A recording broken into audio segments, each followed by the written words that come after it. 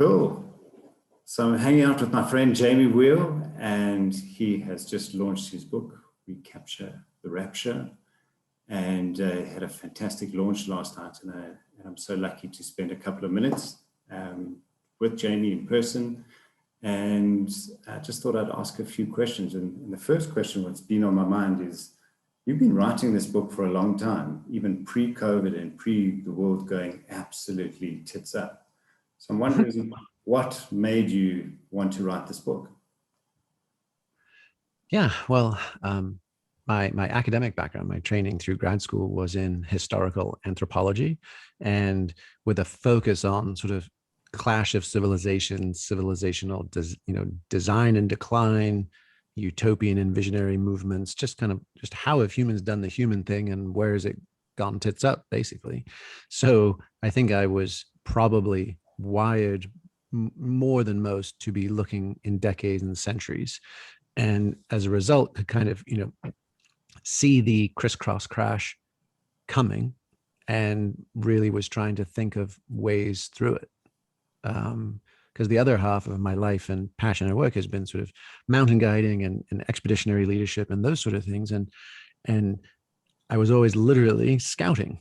If you have your group together and you as a leader have a little bit more gas in the tank, then you sprint up ahead to find where's the next hard thing, or where's the next camping spot or water, or, and do we have to rig ropes or anchors? How do we get people through this safely?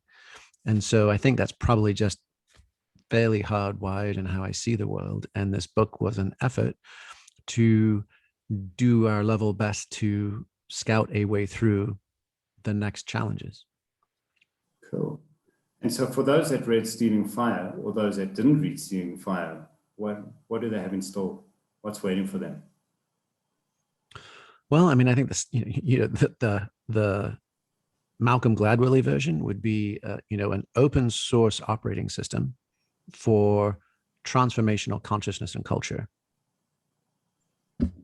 And for the slightly wilder crowd, you could say time traveling sex magic to save the world just in time. Awesome. I think I'm more in camp two.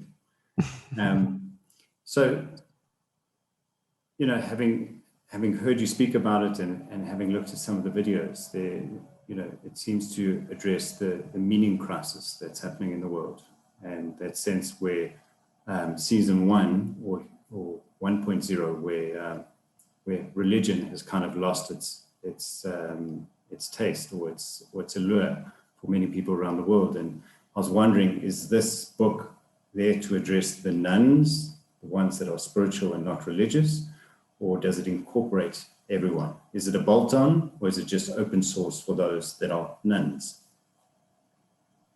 Yeah, I mean, I think it's bigger than the nuns, right? Because if you think of like the Pew Research Foundation and their sort of research, I think technically the NONEs, the none of the aboves, is still sub 40%, at least in America, right? It might even be like 36 or 37%. So yes, those folks, the folks that are seeking meaning but have decoupled from traditional faiths and organizations, but really it's actually for 99% of humanity. It's really anybody who is seeking a chance to, live a better life than their parents, and to give a better life to their kids, and to seek something resembling peace and prosperity for themselves and for everyone they care about.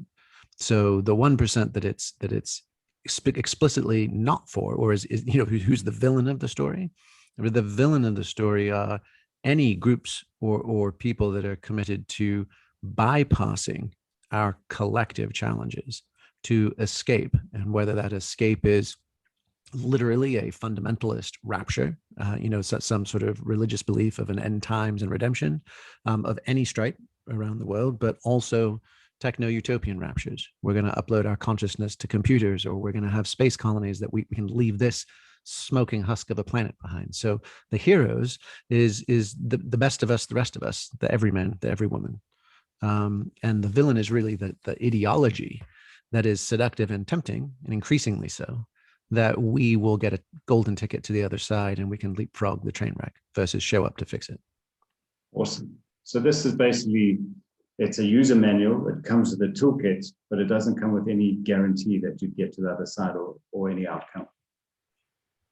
Yeah, and I mean, the coming out, I think there are a number of cultures around the world, ranging from the Kurds to the Roma to the Ashkenazi to indigenous cultures, right, who have spent generations in diasporas, in displacement, in a sense of, we are wandering through trials and setbacks. And the Talmud, right, from your tradition, right, has that beautiful expression: we're not expected to finish the work, nor are we excused from it. And I think that speaks to something profound in cultures that are resilient and have been through the tragedy of life, and who do something where there's that sense of, I personally, as a rational individual consumer, right, may not get everything I want, but I'm going to play forward with full commitment in the hopes that my children or their children might. And that sort of blended identity across generations is, I think, an essential part of us having resilience. It's a little bit like if you've got a little short Jeep versus a really long wheelbase limo, right? If you're going down the highway at 80 miles an hour, the Jeep is very bouncy because it's got a short wheelbase. And that's a little bit like us as rational consumer individuals. Like, I want me and mine, and I want it now. And if I don't, I get anxious, I get depressed, I get pissed. Versus the longer wheelbase of all my descendants, all my ancestors, we're playing the longest of games here. And it literally smooths out the ride. I mean, they've done some studies at the University of North Carolina, Chapel Hill, on narratives and story, and children who have intergenerational family stories are less anxious, less depressed, score better on tests, do better in college, deal with setbacks better. So it's not just a metaphor, it's literal, that as we get to a place where, the happy hockey stick of expanding possibilities of, basically post World War II to say 2008, but you could definitely clip it at 2020, right? We're suddenly experiencing the curtailing of infinite, limitless choices and up, always exponential growth. And so how do we wrap our heads around that without becoming embittered or collapsing into frustration or despair? And I think that's a key part, right? Is that we do it like, it's Moses in the promised land, right? I mean, 40 years, and I still might not get there. Martin Luther King said the same thing the day before he was shot, right? I may not get there with you, right? But we're going to keep on climbing. And that feels like a really important story to tell and sort of nutrient to imbibe for all of us. So that's amazing. And so I think we've got about 2 minutes left.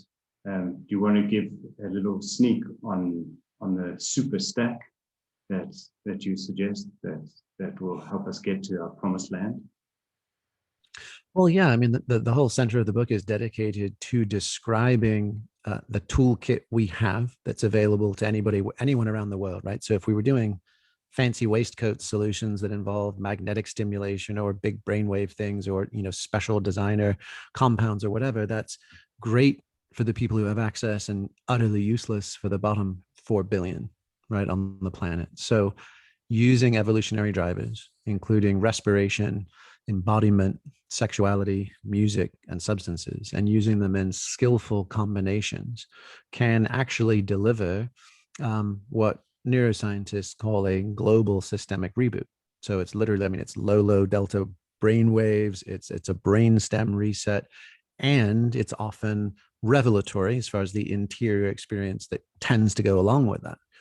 And that is consistent across all ancient traditions, right? Death, rebirth, initiations, whether that's shamanic indigenous traditions, whether that's the Eleusinian mysteries in ancient Greece, you name it, right? The die before you die moniker has been essential because it gives us the choice to come back and choose life.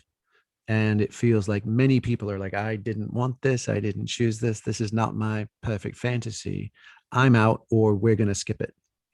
And the chance to have these experiences, defrag our nervous systems, and then show up willingly and fully. And the easy examples are Ebenezer Scrooge, Christmas Carol, Jimmy Stewart, the film A Wonderful Life, Dorothy and the Wizard of Oz, the idea of like, I once was lost, but now I'm found and I'm all in. And I'm no longer trying to wiggle off the hook. I'm no longer seeking pleasure and avoiding pain. I'm actually showing up at full strength. And for your friends and community, right, who are leaders of organizations, leaders of communities, I would simply say / challenge, which is, it's time to set aside childish things, put down our nets, go and be fishers of men. And if you're simply optimizing margins on more widgets, we don't need any more of them, but we do need you as leaders at full strength with courage and conviction to show up and to build a different world. 100%. Yeah. Jamie, thank you, my brother, and good luck with everything in the rollout. Love to Julie, and we'll chat soon. For sure, man. Be well. Cool. Ciao, brother.